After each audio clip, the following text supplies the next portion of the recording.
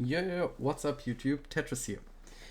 I've cooked something up the last couple of days and I call it the Digimon Strat.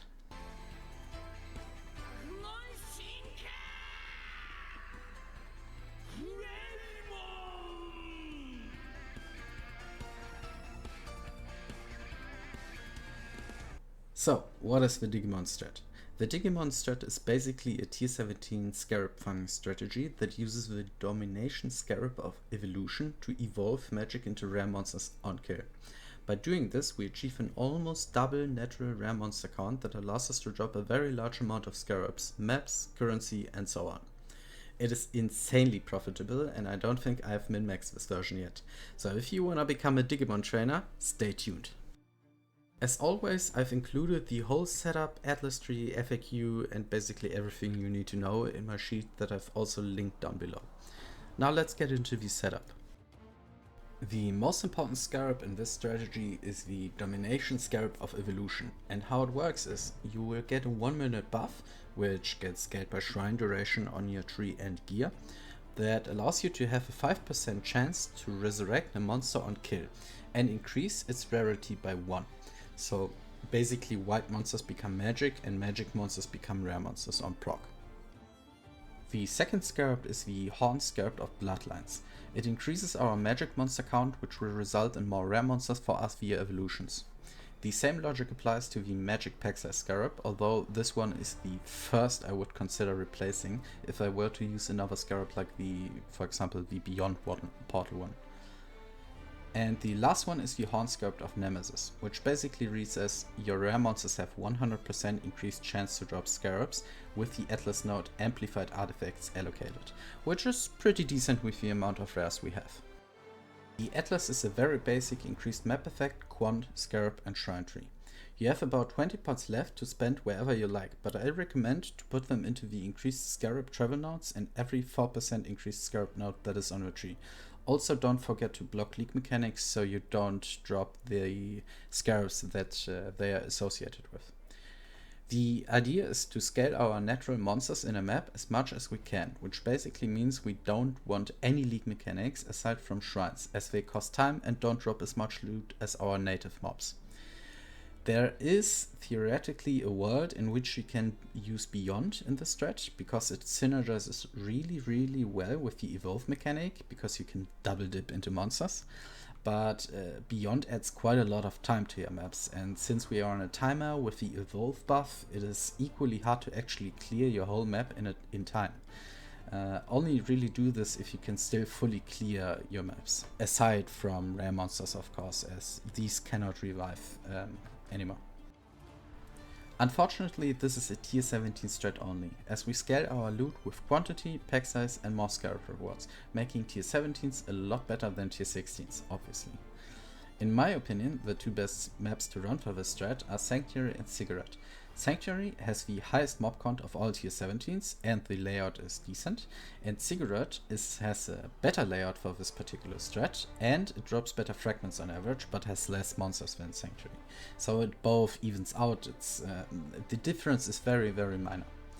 Fortress is also okay-ish. You will get a little bit more Scarabs via barrels, but the layout is pretty bad.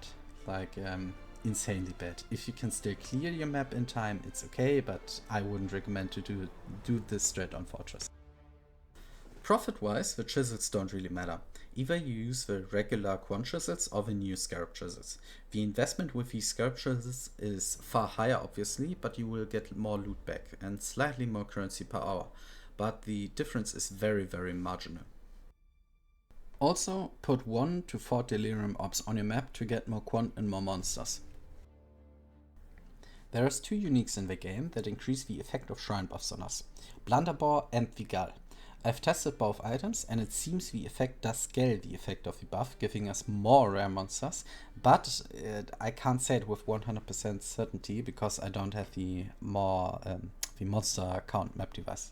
So it's really hard to say. I think I'm getting more loot, but yeah, could just be lucky. The Gull in particular is a great item for the strat, as it gives us increased buff effect and also duration. Unfortunately, I'm losing about 75% of my DPS when I switch out my current helmet, so for me it's a no-go right now, until I get better gear to even out the difference. Blunderbore has a very high strength requirement, making it hard to fit for most builds that are on strength stacking. If you want to fit it in, you can try to play around with timeless jewels. Overall, you don't need those uniques for the strat to be profitable. I was farming this without either unique for the first 40 maps and I made about 20 divine profit per 10 maps. But they will increase your loot slightly, so try to fit them in if you can. The one annoying part about this strategy is finding the evolution shrine first. Ideally, you don't want to kill any mobs until you've found one shrine and then start clearing as fast as you can. Don't loot, don't kill tanky rare monsters as they cannot evolve into uniques anyway, and pick up every single shrine buff aside from the second evolution shrine. Picking the second shrine while you still have the first buff only refreshes the duration to full, so make sure to pick it up after the first buff ran out. Usually, when I find the second evolution shrine, I will try not to clear around it, but move to a different direction so that I can use the buffs as efficiently as possible. Basically, I'm always killing monsters, right? Also, don't forget to click every single quant altar you can take with your build to further increase your loot. When both buffs run out, you can start chilling a little bit. You can start looting while killing the rest of the map, and you can start backtracking for your loot. Make sure to kill the end boss, of course, and yeah, the rest of the rares that have evolved and that you haven't killed while clearing your map. I've ran 5 sets of 10 maps now, and the profits are very similar every time. Sometimes you will find higher value fragments, sometimes higher value scarabs, but overall it will even out most of the time, right? The investment was about 12 divine for 10 maps, and I netted around 30 divine in scarabs, maps, fragments, and high value currency. It took me around 7 minutes per map, including the boss and looting, making this an around 18 divine per hour strat. If you sell your scarabs via the currency exchange market, you can add another 20 to 30% profits on what you've made, just because the scarabs on Wealthy Exile are underpriced a lot, or on PoE Ninja rather, are underpriced a lot. Compared to the other two scarab farming strats that exist, in my opinion, this one is the best right now, at the current scarab prices, right?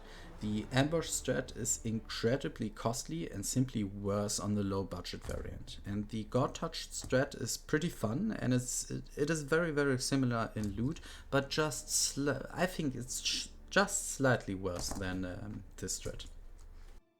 Anyway, that's it from me. If you've made it this far, thank you very much for watching. I hope you liked it. Good luck and stay sane, Exile. Peace!